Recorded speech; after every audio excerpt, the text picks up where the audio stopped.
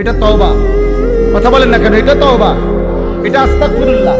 কেমন আস্তাগফিরুল্লাহর উপরে এমন আস্তাগফিরুল্লাহর উপরে কি আস্তাগফিরুল্লাহ। এই জন্য আমাদের করাচি হযরত কুতবে আলম আরিফ বিল্লাহ হযরত মাওলানা শাহ হাকিম মোহাম্মদ আখতার রহমতুল্লাহ আলাইহি তিনি এটা বলছিলেন একবার, অর্থাৎ হজ্জের সফরে যাইতেছেন বিমানের ফ্লাইটে, ওনার সাথের হাজি এহরাম পরা, তো হজরতের সাথে বসা, তো যাইতেছে আর কি। তখন তো বিমানের মধ্যে যেই মহিলারা আপনার বিমানের কাজ করে, আপনার এয়ার হোস্টেস যেগুলো, এরা তো এদের কাপড় চোপড় তো অল্প অল্প, কোম্পানি দুর্বলের কারণে দুইজনে মিললে একজনেরটা পরে। কথা বলছি, এটা কোম্পানির সামর্থ্য কম, এই জন্য।